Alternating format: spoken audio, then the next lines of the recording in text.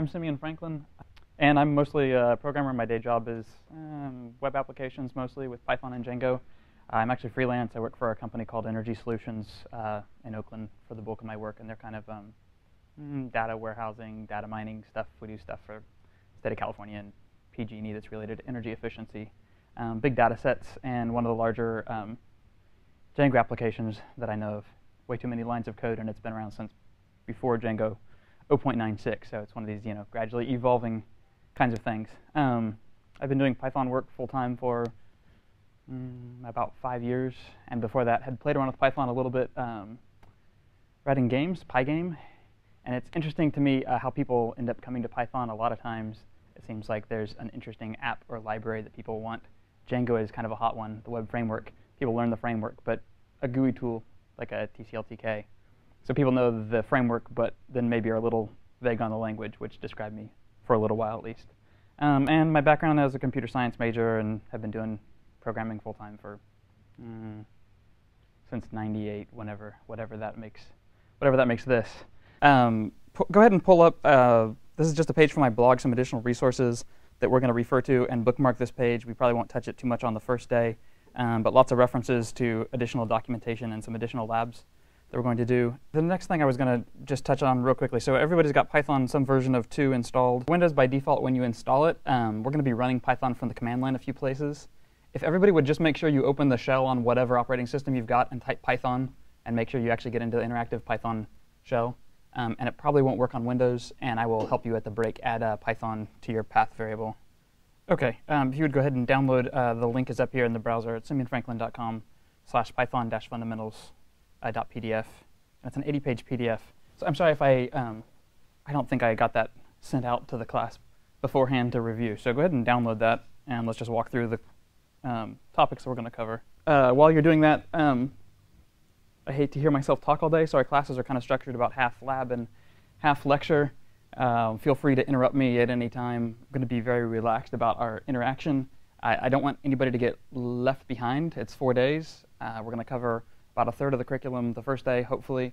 We'll slow down after that. But if at any point anybody isn't clear on anything, we've got enough flex time built in to stop and make sure everybody's caught up. Today's topics, we're going to just talk about the basics of running your Python programs, review the interactive interpreter and running scripts, make sure everybody can do that. We'll talk about variables and the simple built-in types for Python, discuss syntax, which with Python doesn't take very long, branching and looping, and then we'll get into the advanced built-in types. That'll take us a good chunk of the rest of the day, but kind of hope to cover all that this morning. So let's get started with running Python programs and make sure that we're all kind of set up for that. Everybody tried from a command line to type Python and they got something. You should have like 3 little arrows. And if you're on Windows, you can also run the idle Python shell, which should be under the Start menu. So if you check out the Start menu in all programs, your new Python install up there has idle, which says Python GUI, but funnily enough is actually just a Windows wrapper around a interactive Python shell. And the other thing I should mention, I guess, like Python 101. So you go to python.org to download Python. Python.com, at least it used to be with some infamous porn site. So I actually have that in my host file now, not to pull up. You can actually go with 2.7 is the newest 2x release. So anything newer than 2.5 is good. 2.7? Yep. Yes. And you can download the MSI installer, which is down a little bit. Just scroll down a touch. And for everybody else, I think you can type the hello world is the first quote-unquote lab here. If you pull up your PDF, we're in section 1.2. And just note the basic features of your interactive interpreter. So if you are from a language that's less dynamic or you haven't seen a REPL loop before, you can just type in code and it executes 1 line at a time. It's got a few niceties for when you're doing things like defining functions and not to execute code immediately. It evaluates everything, every expression. So if you type a string value, for instance, it just prints out the string value. It's evaluated the expression. And there's a few built-in special variables like the underscore variable in the interactive shell is always the result of the last expression that's run. Aside from that, Python has really rich introspection capabilities. so try typing help and parentheses stir. And I'm going to do this on the screen where everybody can see while we're waiting for that one more Python setup to run.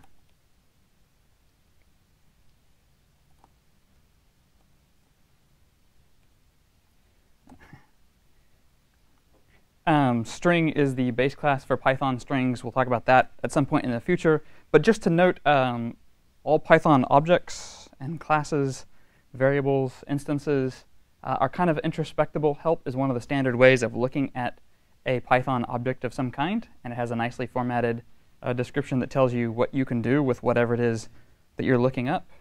It's also worth knowing about dir, dir, which we'll also look at the string built in, which is a much more terse. It just lists the members of dir. And these are both built-ins. Just a couple more things to play around with in the interactive shell. Built-in function locals tells you every name that's defined in the local module. And there's also a corresponding globals that'll tell you every name that's defined globally, not just in the local namespace. And the first little lab thing to make sure that everything was working right was to type hello and notice that it prints hello. Throughout the class, you're going to be playing in your interactive interpreter, typing in Python code samples, figuring out syntax, seeing what works and doesn't. For all the labs, though, we're going to edit text files and run them with Python. And so let's make sure you can do that. So if you've got a code editor of some kind or a plain text editor, works. If you're on Windows, like I said, Notepad++ is a good choice. Open up a file called hello.py, and you might as well make yourself a directory you're going to work from, because we're going to have a bunch of labs in the same directory. And hello.py can contain any valid Python code. I'm just going to print hello.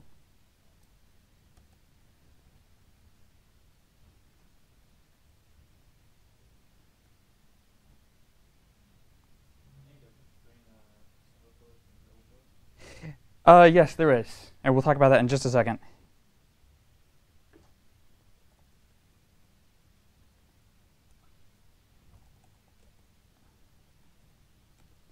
And you should be able to run your script you just made, your text file with Python code in it, by typing Python and hello.py. And all the Mac people should be able to do that. For you Windows users, I am going to caucus with you at lunchtime, and we're going to do a replacement console. But we're actually ready to get started now. One other way, which is only, I guess, for the Mac people, but very common convention writing Python scripts, is to start them with a pound shebang line that specifies what interpreter. So if you would type in your Python script at the very top, only applying to Mac or Unix people. And if I could type.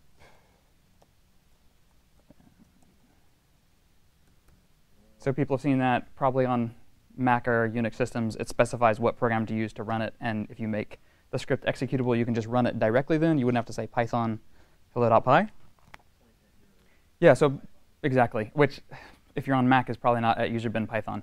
I'm on Ubuntu Linux here. And if you're on Windows, this doesn't work at all. But Unix-style systems let you run scripts and specify the executable that will run them. And this is the common convention. Yeah, so let's talk about what we can actually put in our Python scripts. We're going to talk about the basic types in Python and manipulating them, and kind of the one thing you need to understand about how Python manages variables. So there's a bunch of types. When we write programs, we want to do things like manipulate strings, do math, and those are our basic types. Python has strings. You've already done a string with quotes around it. Someone asked earlier if there's any significance to the quotes. And you can make strings in lots of different ways in Python. You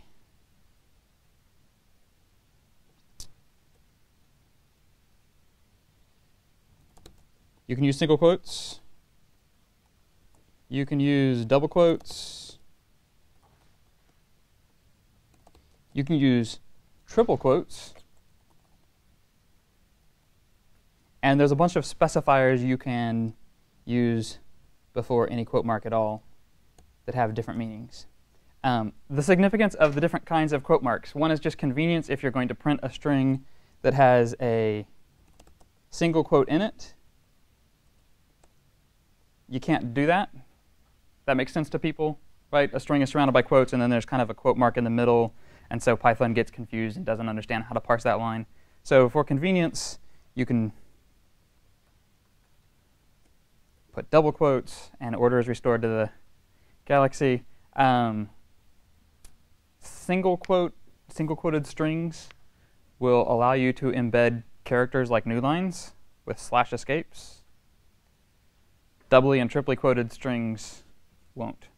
And if you already know what that is, you know that's a useful feature. If you don't, we'll talk about it here in a little bit. Numbers. Python numbers are integers by default, and they don't need quotes. You just type them in. All your common mathematical operations work as you would expect them to, with one exception in Python 2, and this will trip you up at first. What do you expect to happen when I hit enter?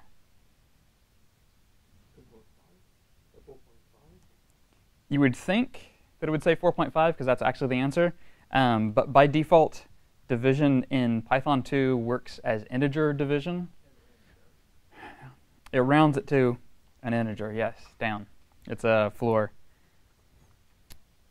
If you want actual float division, the divisor has to be a float type, and we can specify floats with a decimal point just like you'd expect to arbitrary levels of precision, more or less.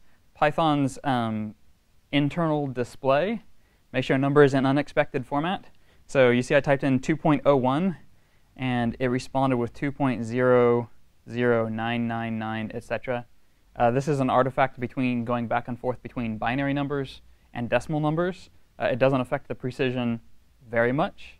There's a built-in decimal module in case you're doing things with finances that need exact decimal places. So you need exact representation of decimal places. And we might talk about that on the last day as well. Is there any way you could constrain it so that it displays the exact number on O1 instead of just kind of on O1? Yeah, so by default it's showing the native representation.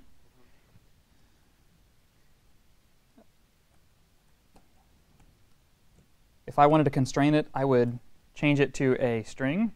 And the strings have a string formatting language that has, like if you use the printf or sprintf functions in a variety of languages, C, C++, JavaScript, similar type specifiers.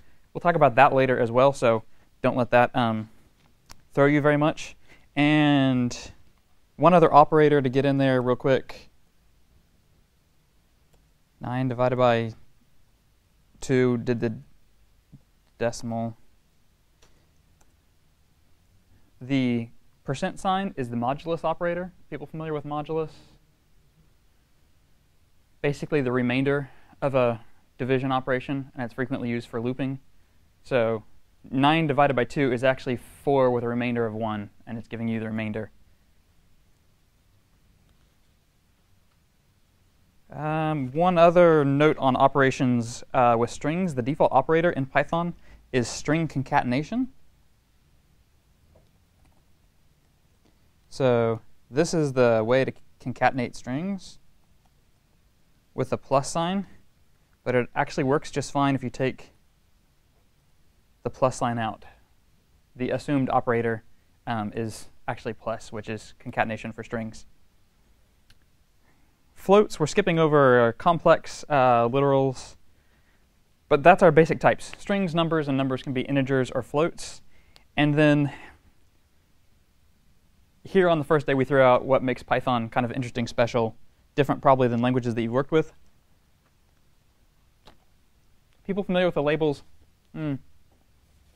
Static typing, dynamic typing, strong typing, weak typing. OK, so in other languages that you may have programmed in, you have to pre-declare your variables, right? You say var int x or char star 30 string buff. You say what the variable is going to contain, the type of it. So Python doesn't have that concept at all. You don't pre-declare variables, which means that it is dynamically typed. And These are important, so I'm going to write them on the board. So a lot of languages, I've heard people say Java, C, C++ are statically typed. To declare a variable, you specify what kind it is and maybe how much storage space it's going to use beforehand. Python is dynamically typed. So just saying x is equal to string creates a variable that's equal to the quoted string. You don't have to worry about predetermining how much space it's going to take up or what kind it is. And you can say x is equal to 5 a little later on, and this is not an error as far as the language is concerned. It's dynamically typed. There's a related concept, strong versus weak typing, and don't be confused by the fact that I've written it tying up its orthogonal concept in some ways. Strong versus weak typing is basically whether the language implicitly handles changes of type for you or not. So as an example, many languages let you use all sorts of variables in a Boolean context. You can say if x, and x can be a string, it can be a number, it can be a list, it can be an array, and it'll come up with some sort of true or false value for you. And that's really useful. That's an example of weak typing in action. It sometimes is a big gotcha. Languages like JavaScript, the equality operator is really hard to manage because you can compare two objects of different type, and the runtime will automatically figure out what types they ought to be to compare them. So you can compare a number 0 to a string 0, and it'll say, I think you're doing string comparison here, so I'll put quotes around the number on the left-hand side, and yes, these two things are in fact equal. That's weak typing. Strong typing, on the other hand, requires that you manage the types of your variables yourself. And while Python does have support for evaluating things in a Boolean context, it is strongly typed. It's dynamic and strongly typed. It's kind of this column here, which means some languages will automatically let you do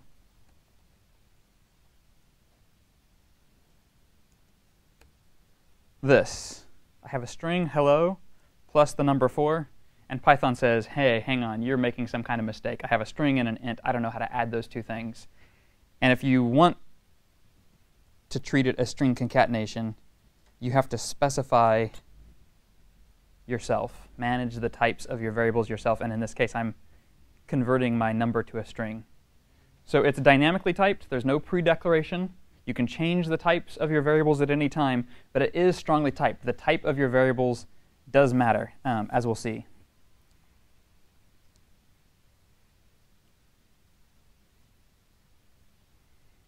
And then a couple of quick notes on internals. So you may be used to languages that let you manage your memory use, for instance. You pre-allocate how large a string variable is. And Python doesn't really let you do that. It, in fact, gives you very few tools for managing your memory. It has a reference counting garbage collection in the default implementation. It does give you a few things for looking at your variables, and let's try a couple of those out.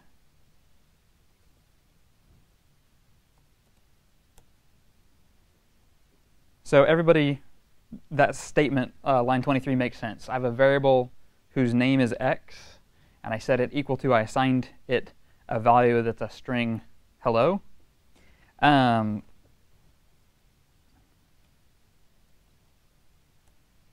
ID is a built-in function, and this is as close as Python comes to pointers and references if you're used to that from other languages. It's, depending on implementation, more or less telling you where in memory it is storing this particular variable. And interestingly,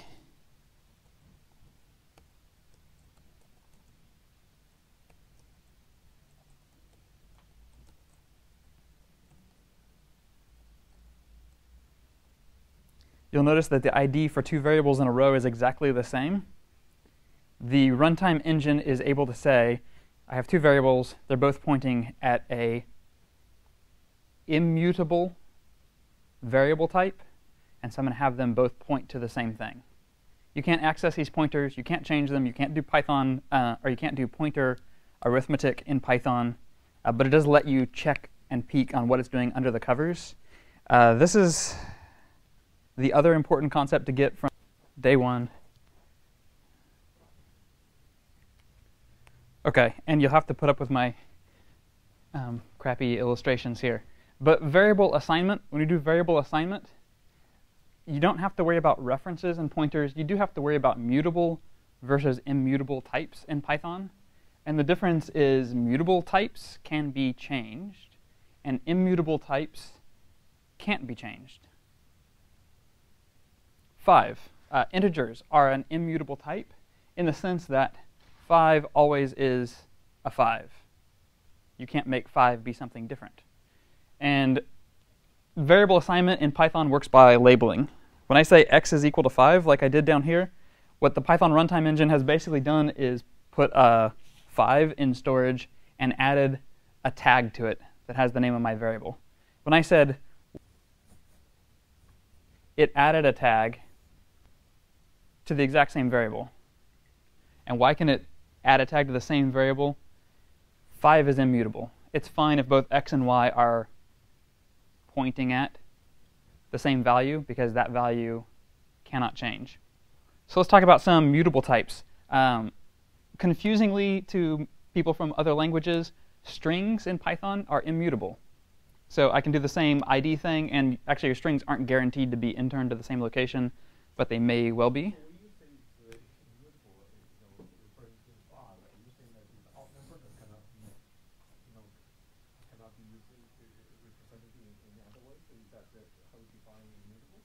It means this value won't ever change. We're guaranteed that 5 is 5, and it doesn't even make sense to your mind to think, how can I change 5? But this will make it a little bit clearer. What if the value I had was a string hello, and I said x is equal to hello? And that means it puts a tag upon a particular location, hello. Lots of other languages have mutable strings. So I could, in another language, change this E to an I. I can't do that, actually. This string is immutable. I can create new strings. I can create copies of strings, but I can't change a string once I've created it. And that also allows Python to intern all strings to the same location. And if I put another variable assigned to the same constant string, it'll probably end up pointing at the same memory location. So do you have to predefine these immutable variables, like 5 or any kind of? Nope. It knows, Python knows what kinds of variables are immutable, and when you create them, it does different things based on whether they're mutable or immutable. So last example here. So jumping ahead just slightly, let's talk about lists. This will be our first mutable data type. The syntax for it is square braces and a comma-separated list of items. In this case, I'm putting a comma-separated list of integers, and I have a list. We'll talk about all the things that you can do with lists in just a little bit. But lists are mutable. I can say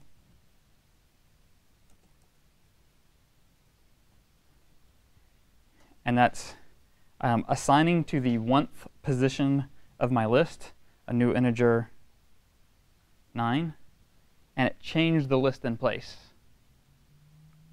And what that means is if I say x is equal to a list of 0 and 1, and y is equal to a list of 0 and 1, the Python runtime engine does something different than it did with just integers or strings. It doesn't apply the same label. It doesn't apply 2 different labels to the same variable, to the same value, because it knows that the value could change. So it would actually create 2 separate lists and apply 2 separate variables to them. And again, yeah, this isn't something that you can change, but it is something that you need to be aware of. And there's a bunch of kind of gotchas coming from other languages that we'll see as we go along. Just throw the concepts out here early. You're guaranteed that if you do an ID of x and an ID of y, that they'd be pointing to different spots. They really are different variables. The other kind of basic type that I hadn't yet mentioned is Booleans. So we've done numbers, which are integers and floats, strings, and Booleans. Python has 2 built-in Booleans. True, with a capital T. Can we overgeneralize it to say that a single assignment of x or y would be, I think more than 1 variable? Well, you can kind of think about strings as containing more than one variable, and lots of other languages let you assign to a particular index in a string. And Python lets you look at the indexes of a string, but you can't change them. You can't do in-place editing of a string, basically. You have to compose a brand new one.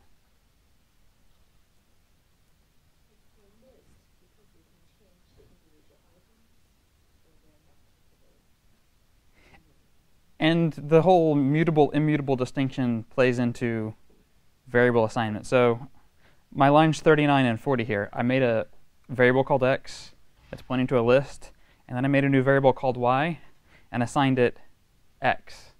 What's the Python runtime doing here?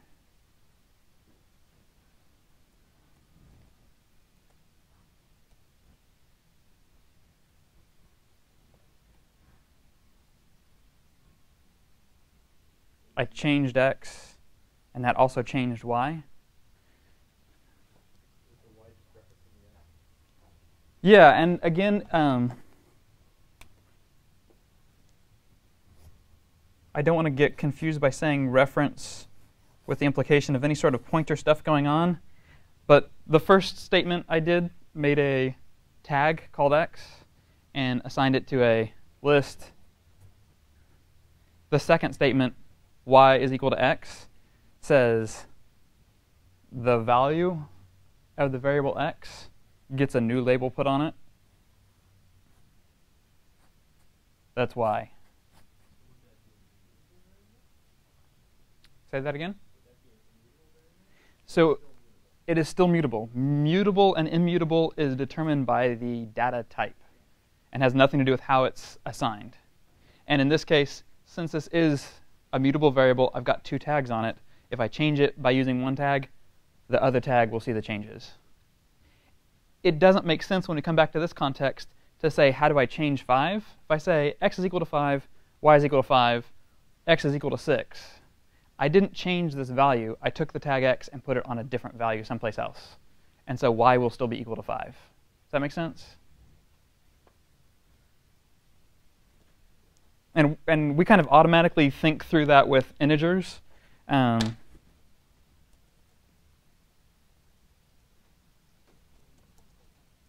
say x is equal to 5 and y is equal to 5, and then I say x is equal to 9. Nobody really expects y to be equal to 9, like that I changed the 5 itself into something different, because it itself is an immutable variable, and that kind of instinctively makes sense to us. But in Python, strings as well are immutable, which is the only surprising one. And our immutable types are lists and dictionaries that we'll talk about in a little bit. But let's finish up Booleans and a little bit more syntax first. And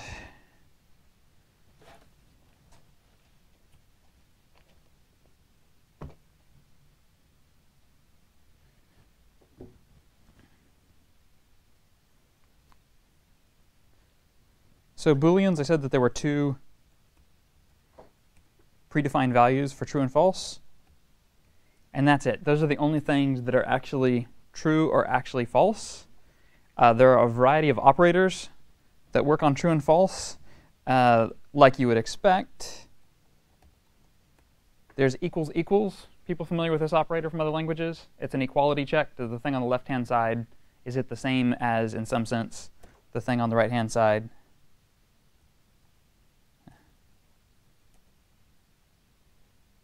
And if I can type here.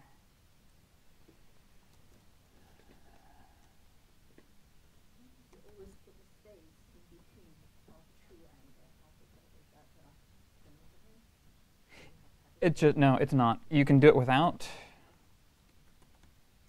But Python syntax, Python is actually very anal about the look of the code for reasons we'll explain in a second. But generally, the convention is to leave spaces around operators. And there's actually a big, long list of how to write beautifully formatted Python code. There's also a not operator. In addition to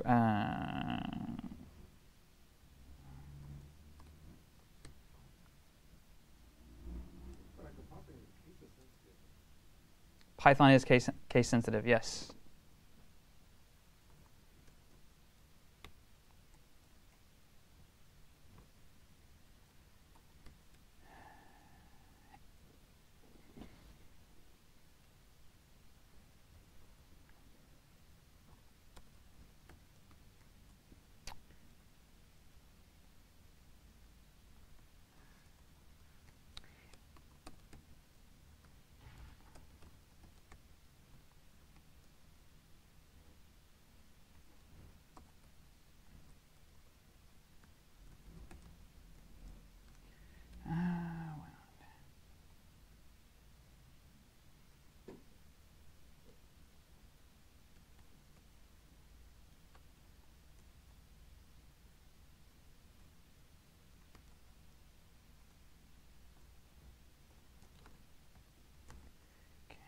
do it.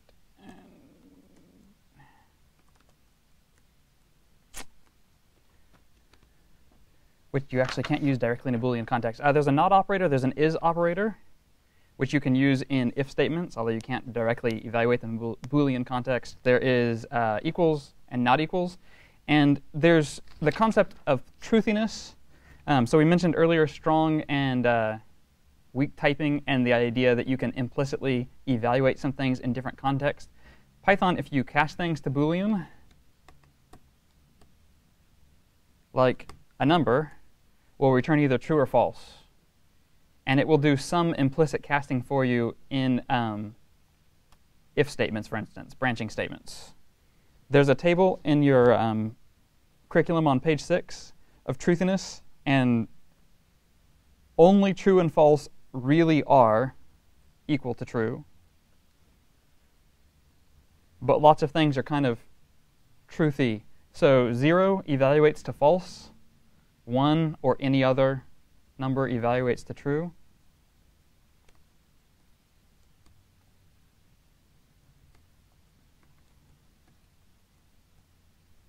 It isn't actually true.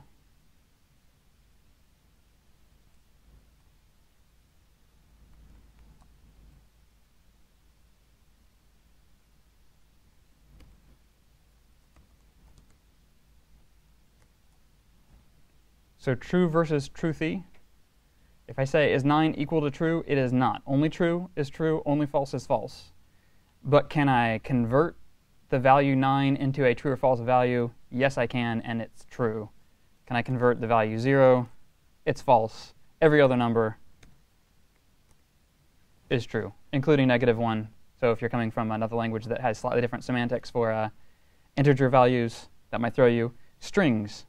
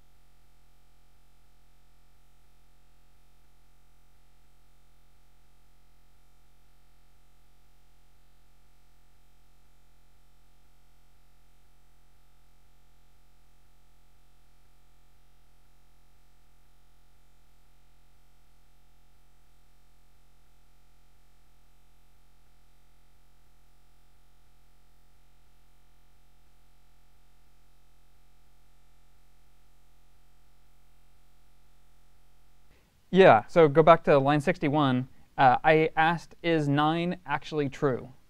And it's not. The only thing that's true is true. And if you do a comparison, say, if my variable x equal true, your variable x better contain a Boolean that is true.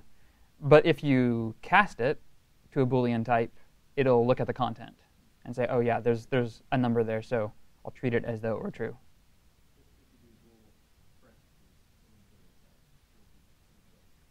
Well, and the next thing we're going to talk about is branching. So if and else statements. And this is a good time to mention basic Python syntax. So what is the #1 thing that people hate about the language Python? Anybody have any guesses? Weirdly enough, it's also the #1 thing people love about the language Python. Indentation denotes blocks. And this really bugs some people. So you're coming from C, C++, Java, you're used to putting braces around blocks.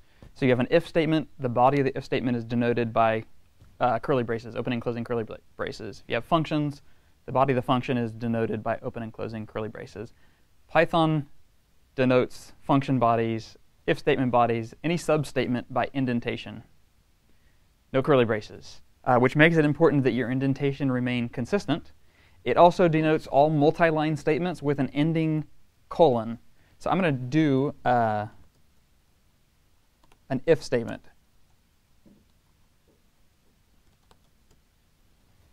This is an if statement. If x colon ends a multi-line statement, and it means the statements below must be indented. Python doesn't care how you indent. If you want to put a single space, that's fine. If you want to put a tab, that's fine, as long as you're consistent. Python programmers are not so forgiving, and we demand that you use 4 spaces as a tab in your favorite editor. Don't mix tabs and spaces, because that leads to all sorts of ugliness. And most editors that are set up to edit Python code will by default insert 4 spaces as a tab.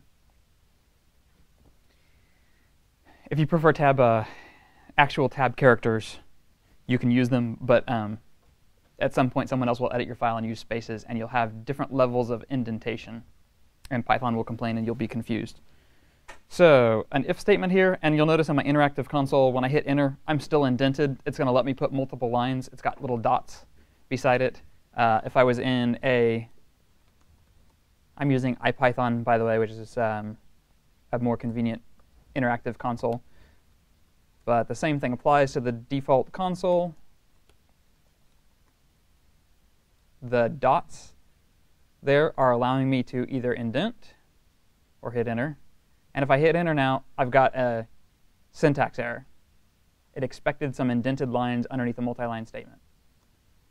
So I indent. And if I hit enter again when I've got dots, I'm back to the regular console, which means that the previous code now has been executed. And look at my if statement. There are no parentheses around the if condition.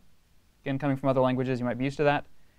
They're optional. They're occasionally used for a couple of reasons we'll talk about later, but they're optional. I didn't say if x equals true,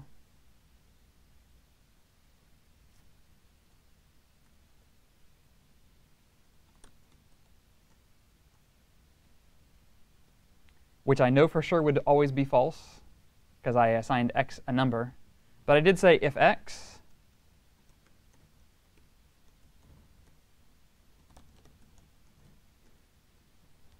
and if x is something that would be truthy, it'll print.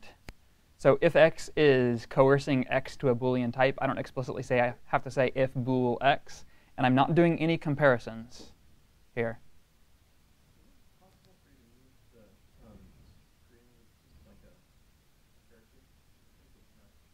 Oh, is it cut off? Here, we'll do this.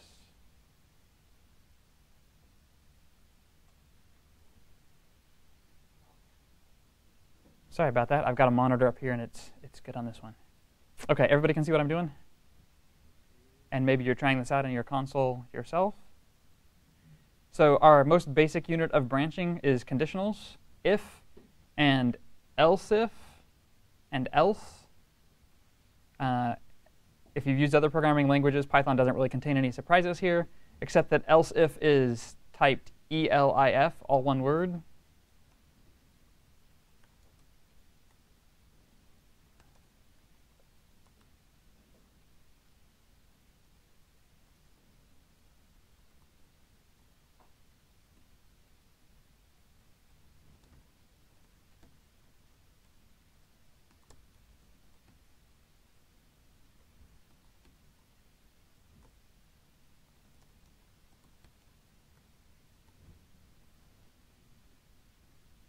So it'd be a typical if, elif, else tree.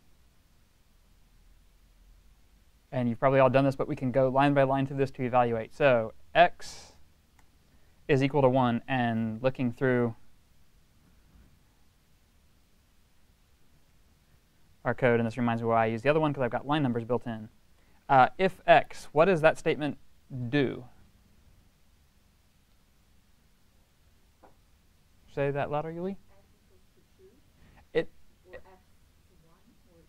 It doesn't say is x equal to true. It says if I cast x to a Boolean, would it be true or false? So it's doing that cast for us implicitly here. it's checking the truthiness of x. And if x is truthy, which x was equal to 1, so x is truthy, it would print if, which it did, in fact, print if right there. It would then pass down to the elif condition, and it would not execute the check. So if and elif are exclusive, only one of them will execute. If you say if and the if condition is met, it skips the else ifs and the else. Right? People are familiar with that from other programming languages. If I wanted the x equal true to run no matter what, I just make it a simple if instead of an else if. But else if and if are exclusive. And let me switch back to my IPython for future stuff. How do I what? So if I want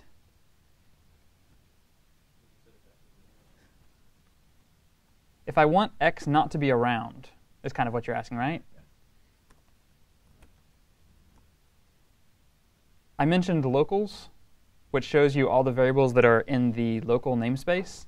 And I just ran that function, and it returns me a key value pair of all of them. And I've got x equals 1 here in the namespace. Setting it to a value won't actually clear it out, and there is no integer value to which I can set it. There is a built-in nil value in Python.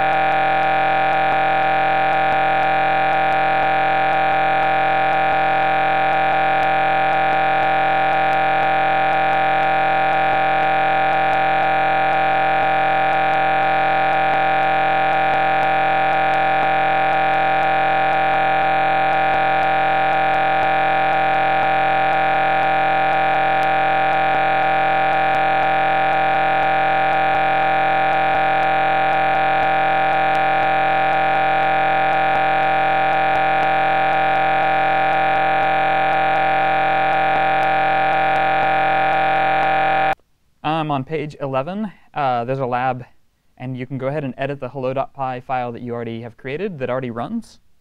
This is going to use the datetime function that's built in and some if and else if statements, basically to check whether it is morning or afternoon. And it has the code there to get that far on page 11 of your curriculum. But let's go ahead and do 4.7, which says fix hello.py to handle evening and the midnight case. So evening first, the script, looking at it line by line. The first line, we haven't talked about this at all, but it is importing the datetime module, and we'll get to modules and namespaces in a bit. One of the cool features of Python. It's getting the hour of the current time with a built-in datetime function. It's checking to see if the hour is less than 12, and if it is, it's creating a time of day variable set to the string morning. Else, it's saying the time of day is set to afternoon. You should extend it to work for evening and also for midnight, which should make you wonder what the hour value of midnight is. And to do this lab, let's just remember the stuff we've already talked about.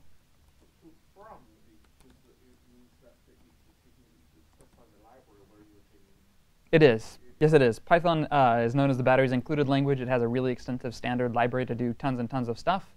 And it has a richly expressive syntax for managing modules and packages of code. And you're exactly right. There is a module called datetime that defines a bunch of different functions like date and time.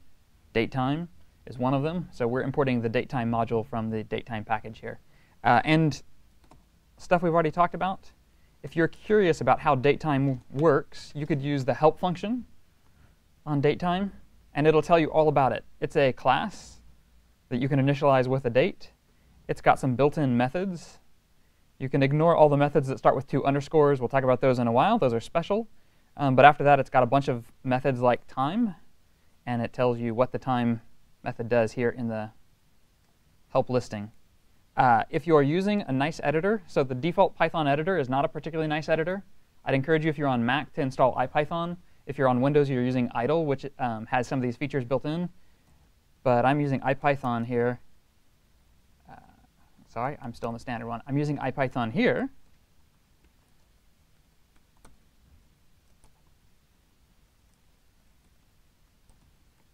And IPython uses Python's introspective capabilities to do nice, rich tab completion. So I type datetime dot, which is how you access a member, and I hit the tab key. And it shows me everything I could possibly start typing. And I start typing, and it shows me what's left. Tells me that's a built-in method that I can call and what it does.